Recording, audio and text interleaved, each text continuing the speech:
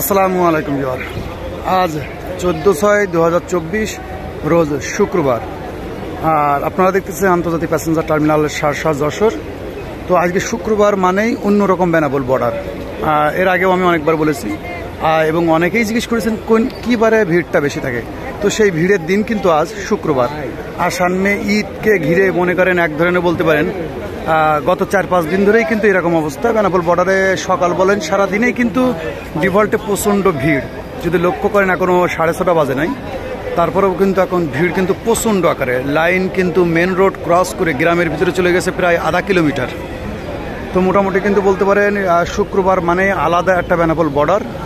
আর আজকে কিন্তু টাকার প্রাইস আছে 72 টাকা প্লাস, অর্থাৎ রেটটা অনেক ডাউন আছে। আজ কিন্তু 72 টাকা প্লাস আছে, এবং আমাদের ফেসবুক স্টোরিতে এবং ইউটিউব চ্যানেলের কমিউনিটিতে এবং হোয়াটসঅ্যাপের স্টোরিতে কিন্তু এই বিষয়গুলো আপডেট করা আছে।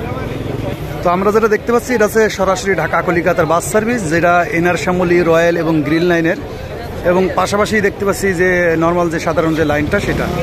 তো যেহেতু প্রতিদিন বেনাপোল বর্ডার ওপেন হয় সকাল 6:30 এবং ক্লোজিং টাইম সন্ধ্যে 6:30, তো 6:30 বাজলেই সব ভিতরে ঢোকা শুরু হয়ে যাবে। আর শুক্রবার মানেই, বারবার বলতেছি, শুক্রবার মানেই একটা অন্যরকম বেনাপোল বর্ডার। তো আমরা লাইনটা ঘুরে দেখব এবং বেশ কিছু আপনাদের আপডেট আপনাদের শেয়ার করব। তো চলেন আমরা লাইনটা ঘুরে ঘুরে দেখি কি অবস্থা। লাইনের শেষের দিকে যাই। তো মোটামুটি বলতে পারেন সামনে ঈদকে ঘিরে বেনাপোল বর্ডার কিন্তু প্রচণ্ড আকারে ভিড়। প্রচণ্ড আকারে ভিড় বলতে সেই লেভেলের, যারা আজকে জার্নি করতেছেন কিংবা 2-1 দিন আগেই জার্নি করেছেন তারা কিন্তু অনেকেই জানেন প্রচণ্ড আকারের ভিড়।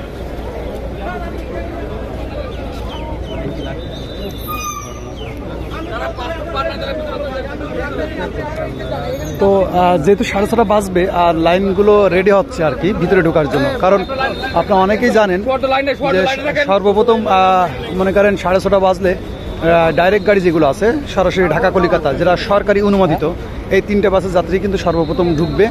তারপরে কিন্তু নর্মাল যে লাইনটা আছে সেই লাইনের লোকগুলো ঢুকবে। তো লাইন প্রসেসিং চলতেছে, অর্থাৎ 6:30 বাজলেই তারা ঢুকবে, এই জন্য সবাইকে প্রসেসিংয়ের লাইনে দাঁড়ানো করা হচ্ছে। তো আমিও সেই লাইনের ভিতর দিয়ে ঘুরে ঘুরে আপনাদেরকে দেখানোর চেষ্টা করতেছি মোটামুটি। আর ঈদ বাজার সামনে রেখে অবশ্যই ঈদের দিন এবং ঈদের সামনে আরও 4-5 দিন কিন্তু বেনাপোল বর্ডারে প্রচণ্ড ভিড় থাকবে। তো বিষয়টা খেয়াল রাখবেন, যাদের ফ্যামিলি বাচ্চা কাচ্চা আছে, ঈদ বাজার যদি অ্যাভয়েড করতে পারেন তো সেক্ষেত্রে মনে করেন অনেকটা ভালো হবে। অর্থাৎ যদি ঈদের 4-5 দিন পরে আসেন আর কি, ঈদের 4-5 দিন পরে আসেন, সেক্ষেত্রে কিন্তু বলতে পারেন এক ধরনের ভিড়টা অনেক কম থাকবে।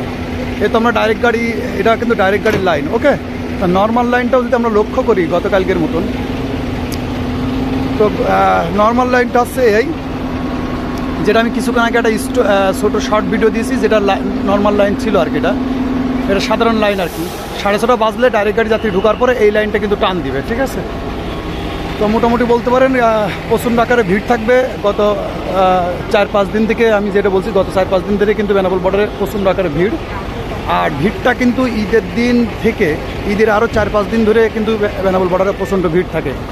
তো বলে রাখবো, বেনাপোল বর্ডারে যে কোনো আপডেট পাওয়ার জন্য আমাদের ফেসবুক পেজটা ফলো দিয়ে রাখতেন, ইউটিউব চ্যানেলটা সাবস্ক্রাইব করে রাখতে পারেন, ইনস্টাগ্রামে ফলো দিতে পারেন এবং পাশাপাশি টিকটকেও ফলো দিয়ে রাখতে পারেন, যেখানে কিন্তু আমরা প্রতিদিন কিন্তু বেনাপোল বর্ডারে ইম্পর্টেন্ট আপডেটগুলো আপনাদের মধ্যে শেয়ার করি। আর চেষ্টা করবেন আমাদের ভিডিওটা বেশি থেকে বেশি শেয়ার দিয়ে রাখার জন্য। তো চলেন আমরা লাইনের শেষ কোথায় সেটাও একটু দেখে আসি।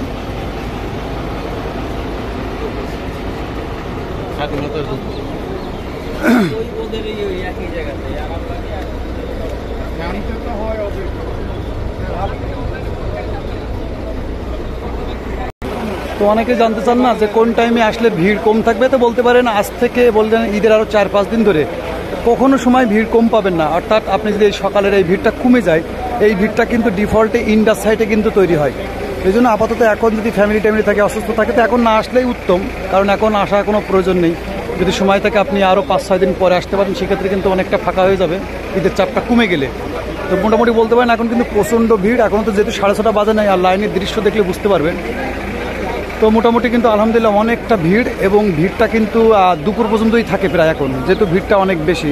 6:30 ওপেন হলেও যদি 10টা-11টার দিকে বর্ডার খালিও হয়ে যায়, এই চাপটা কিন্তু, এই প্রভাবটা কিন্তু ইন্ডিয়ার বর্ডার সাইডে কিন্তু থাকে, ওকে। তো যদি আপনাদের বেনাপোল বর্ডার বিষয়ে অন্য কিছু জানার থাকে তাহলে অবশ্যই কমেন্ট করে রাখবেন। ফেসবুক পেজের মধ্যে আমাদের হোয়াটসঅ্যাপ নাম্বার দেওয়া আছে, সেখানে সরাসরি আপনারা মেসেজ দিতে পারেন, ইনশাল্লাহ আমরা সেখানেও রিপ্লাই দেবো ইনশাল্লাহ। আর বেনাপোল বর্ডারের নতুন নতুন আপডেট পাওয়ার জন্য আমাদের ফেসবুক পেজটা ফলো দিয়ে রাখবেন, ইউটিউবটা সাবস্ক্রাইব রাখবেন এবং ভিডিওটা বেশি থেকে বেশি শেয়ার দিয়ে রাখবেন। এবং লাইন অনেক বড়, লাইনের শেষ দেখানো আজকে সম্ভব না, তারপরেও বলবো যে অবশ্যই ভিডিওটা শেয়ার দিয়ে রাখেন যাতে আপনার নতুন কোনো আপডেট পেতে মিস না হয়। ততক্ষণ ভালো থাকবেন এবং নিজের খেয়াল রাখবেন। আল্লাহ হাফিজ।